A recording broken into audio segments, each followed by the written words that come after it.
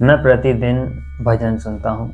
मैं अपनी जो मोबाइल की रिंगटोन है उसमें भी ओम नमः शिवाय को लगा के रखा हूँ। मेरे मोबाइल का जो वॉलपेपर है वह भी भगवान शिव को प्रेरित करके लगाया गया है।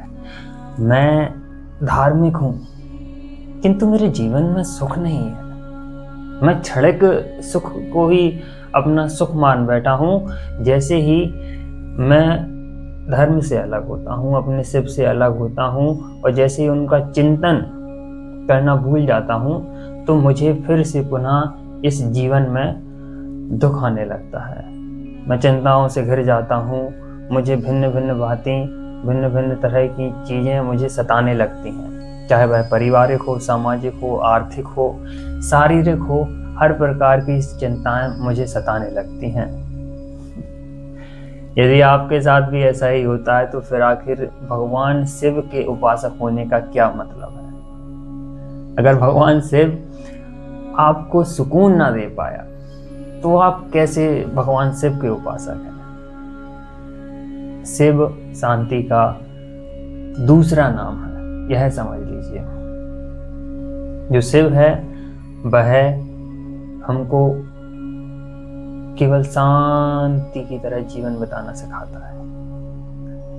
आज मैं आपको पहले बता देता हूँ कि मैं कोई खास यूट्यूबर नहीं हूँ, मैं कोई धर्म चिंतक नहीं हूँ, मैं कोई विद्वान नहीं हूँ। मैं शिव पुराण जो मैंने अध्ययन किया है उसका आप तक, मैं वर्तमान जीवन में उसका क्या महत्व है, आखिर कैसे शिव पुराण आज भी प्रासंगिक है और उसकी प्रत्येक कथा को हम अपने जीवन में किस प्रकार उतार सकते हैं, यह बताने के लिए मैं यह वीडियो वगैरह बनाऊंगा। मैं कोई ज़्यादा एडिट नहीं करूंगा, मैं कुछ नहीं करूंगा। मैं केवल इतना सा कार्य करूंगा कि भाई जो है सामने है आपके। मैं जैसा हूँ, मैं एडिट करके अपनी जो गलत चीज़ें हैं उनको छुपाना नहीं चाहता हूँ। मैं पूर्ण रूप से आपके समक्ष प्रस्तुत होऊंगा और मैं यही आशा करूँगा कि आप भी इस दुनिया के समक्ष पूर्ण रूप से प्रस्तुत हों, अपनी कोई भी छवि ना छुपाएं। यदि आप गलत हैं तो गलत को सुधारने का प्रयास कीजिए, ना कि गलत को छुपाने का। क्योंकि यदि कोई गलत चीज़ है, चाहे वह मन में हो, शरीर में हो या आपकी दृष्टि में हो, तो वह छुपाने से ख़त्म नहीं हो जाती। क्योंकि हमें फिर भय नहीं रहेगा ना कि भाई किसी को पता ही नहीं है।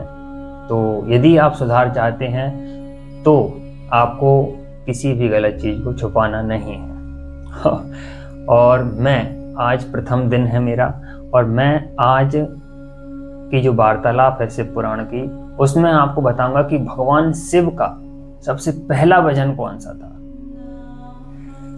तो चलिए, इसके लिए हमें आज से कई हजार वर्षों पूर्व जाना होगा और उन हजार वर्षों में हमको मिलेगा कि वहाँ तो हिंदी बोली ही नहीं जाती थी। वर्तमान में जो हमारे यहाँ पे बोलियाँ या भाषाएं व्याप्त हैं, चाहे वह कोई सी हो, हिंदी की उपभाषाएं हो, अवधी हो या हरियाणवी हो, मैथिली हो, राजस्थानी हो, गुजराती हो, कोई सी भी, मराठी हो, कोई सी भी भाषा हो, जो भाषा का हम आज रूप देख रहे हैं वह हजारों वर्ष पूर्व नहीं था।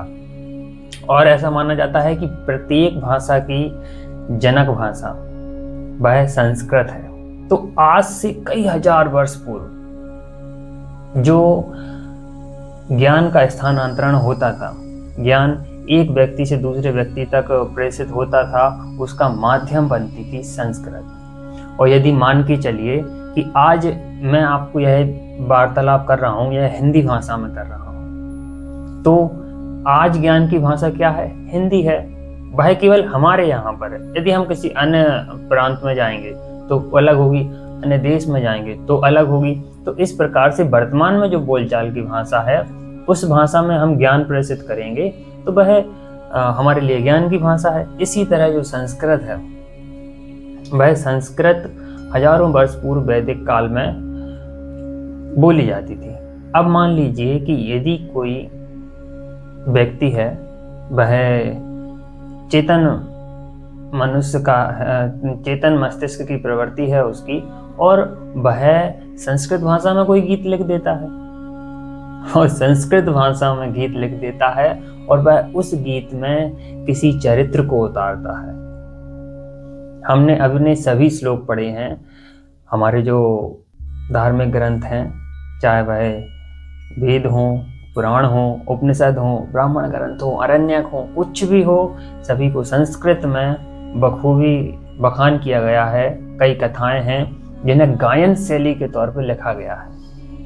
अब गायन शैली है तो वह गायन उस समय चलती थी, उस समय जब वाद्य यंत्र नहीं हुआ करते थे। जो लिरिक्स होती थी वही गायन का मुख्य आधार होती थी। और आज लिरिक्स तो गई भाई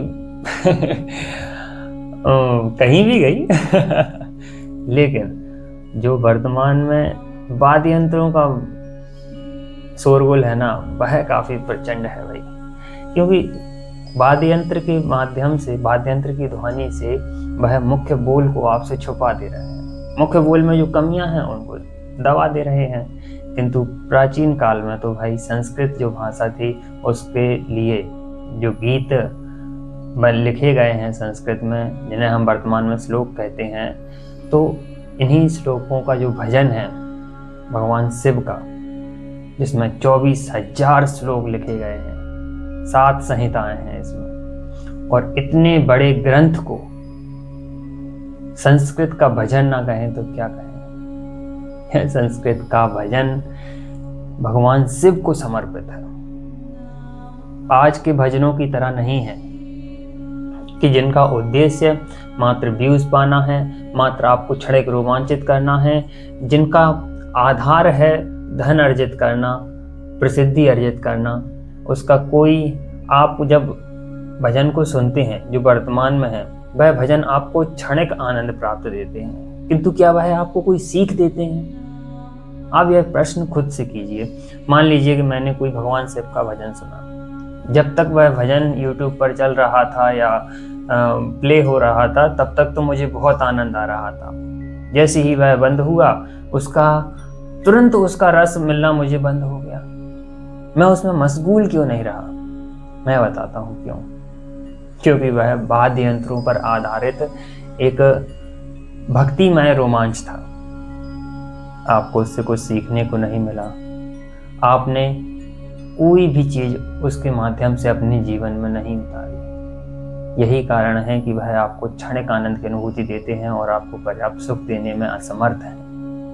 प्राचीन भजन, अब मैं उसको भजन नहीं कहूँगा, प्राचीन शिव पुराण श्लोक कहूँगा। प्राचीन शिव पुराण श्लोक हैं, वह भी पद्य के माध्यम से लिखे गए हैं और इनमें जो है, इनमें शिव का जीवन को उतारा गया है। हमारे जो ऋषि थे बहुत ही गहन चिंतन किया करते थे, तपस्वी थे। उनका उद्देश्य धन अर्जन करना नहीं था, उनका उद्देश्य प्रसिद्धि पाना नहीं था। उनका प्रमुख उद्देश्य था कि मेरे मुखारबिंद से जो भी वक्तव्य निकले वह किसी के जीवन में काम आए, उसके जीवन में सुधार आए। और वह वक्तव्य यदि गायन शैली में हो तो और अच्छा है, लेकिन उसका प्राथमिक उद्देश्य क्या था कि वह आपके जीवन में सुधार लाए। और इन्हीं श्लोक को भगवान शिव पुराण में दर्ज किया गया है और यह सबसे बेहतरीन भजन है।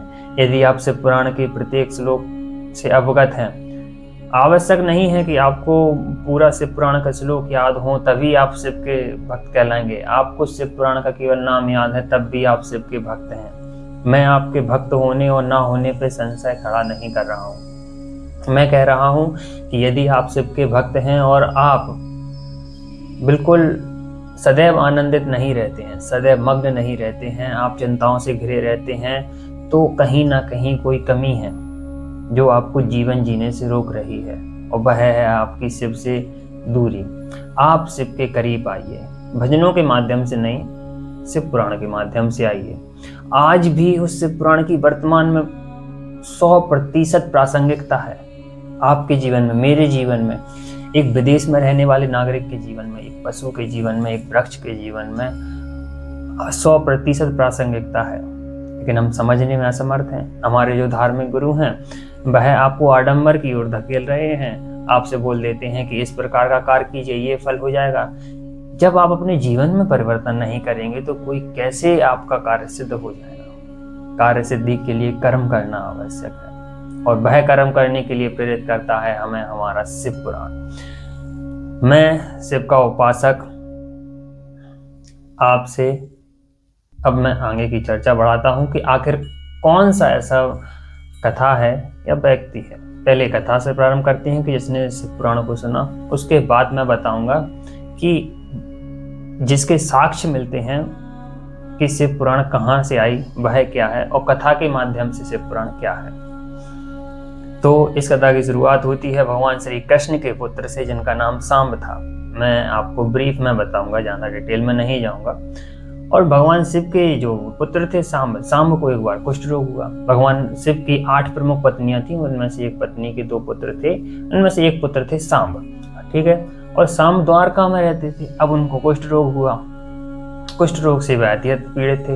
उनके बाद वह वैद्य के पास गए। वैद्य के पास जाने के बाद उनको पता चला कि वैद्य ने तो भाई कहा, भाई क्षमा कीजिए, यह जो आपको रोग है यह मेरे मस्तिष्क से और मेरी प्रज्ञा से बाहर है कि इसको कैसे ठीक किया जाए।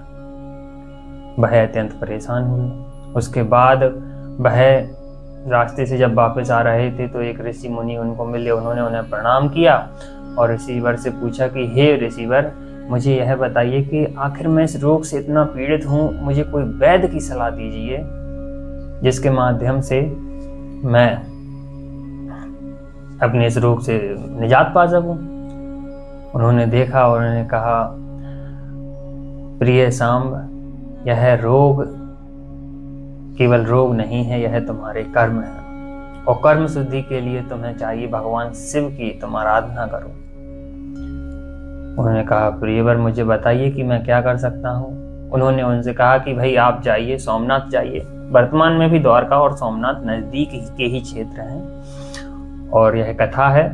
तो उसके बाद उन्होंने कहा आप सोमनाथ जाइए, सोमनाथ में जाकर भगवान शिव को प्रसन्न कीजिए। वहाँ पर जाने के बाद आप यदि शिव प्रसन्न होते हैं तो वही केवल इस पीड़ा को हर सकते हैं, अन्यथा इस संसार में कोई नहीं है जो आपकी इस पीड़ा को हर सके।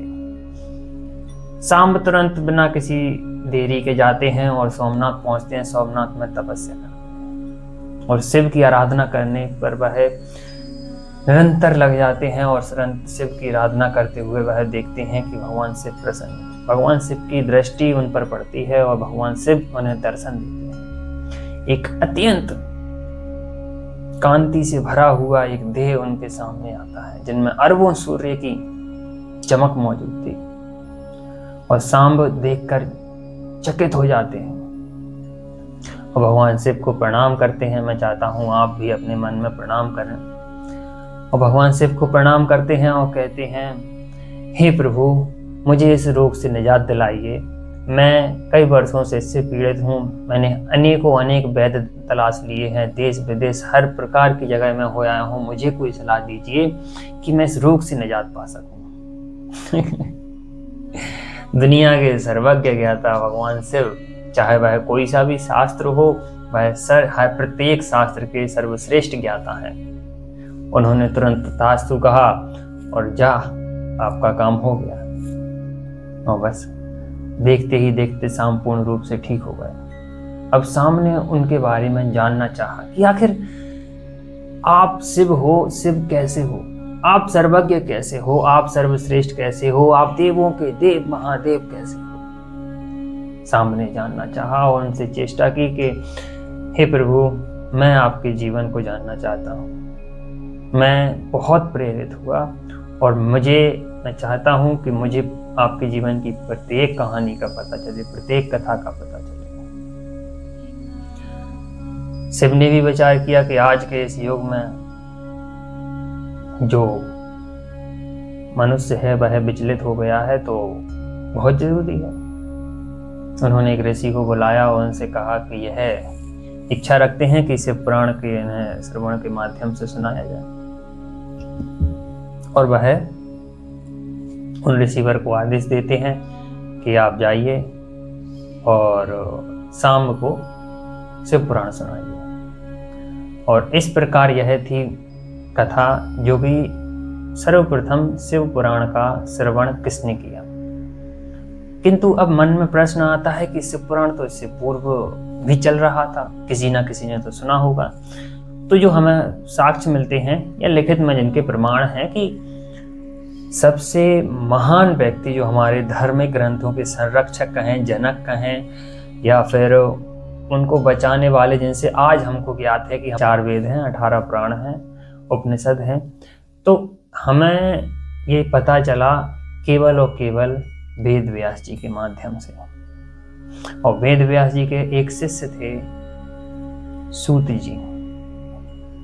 वेद व्यास जी थे जो प्रथम ऐसे ऋषि मुनि थे जिन्होंने प्रत्येक वेद को, प्रत्येक पुराण को एक सिस्टमैटिक ढंग से, व्यवस्थित तरीके से लिखने का कार्य किया। वह अपने शिष्यों के माध्यम से उनको लिखवाते थे। प्रत्येक शिष्य को एक वेद या एक पुराण या कई शिष्यों के समूह को मिलकर लिखने की आज्ञा दी गई। उनको यह सदी, क्योंकि हमारी जो ज्ञान परंपरा चलती थी वह मौखिक रूप में चलती थी। मैंने अपने शिष्य से बोला, उसको जो ज्ञान प्राप्त हुआ उसने आगे बढ़ के बोला इसका लिखित में कहीं कोई नहीं चल रहा था, लेकिन महर्षि वेदव्यास प्रथम ऐसे ऋषि मुनि थे जिन्होंने लिखने का प्रयास किया और लिखा भी। लिखने का प्रयास ही नहीं किया, वह वर्तमान में कहूँ हमारे लिए सर्वश्रेष्ठ भगवान, देवों के देव महादेव का स्वरूप है वेदव्यास, क्योंकि उन्होंने वह कार्य किया है जिसके बलबूते पर आज हमारा धर्म, आज हमारी ज्ञान परंपरा खड़ी हुई है। तो ये आगे बढ़ते हैं कि फिर जो सूत जी थे, सूत जी ने आखिर किसे सुनाया? शिव पुराण। जो शिव पुराण में वर्णित कथा है उसमें लिखा हुआ है कि जो प्रारंभ में ही शौनक ऋषि थे, शौनक ऋषि ने वर्तमान समय में देखा कि प्रत्येक मनुष्य भिन्न भिन्न प्रकार की चिंताओं से ग्रसित है और उसके जीवन में विभिन्न विभिन्न तरीके की समस्या आ रही है। वह इस समस्या को लेकर सूत जी के पास पहुंचे। सूत जी जो कि महर्षि वेदव्यास जी के शिष्य थे और उन्होंने शिव पुराण का उन्हें कंठस्थ अध्ययन था। वह इस समस्या को लेकर पहुंचे कि मनुष्य प्रतिदिन विचलित होता जा रहा है, वह मनुष्यता को भूलकर पशुता की ओर अग्रसर हो रहा है और उसके जो कार्य हैं वह उन्हें सुख प्रदान करने के बजाय उसको और अधिक लोभ में फंसाते जा रहे हैं। वह आवश्यकता से अधिक लोभ में फंसा हुआ है, उसके जीवन के लिए जो आवश्यक है वह इसको भूलता जा रहा है, उसे अन्यत्र चीजों को एकत्रित करने में लगा हुआ है। महर्षि सूत जी से उन्होंने कहा कि आपने यह प्रश्न किया, बहुत ही अच्छा किया। अब इसका उपाय क्या है यह मैं आपको बताता हूँ।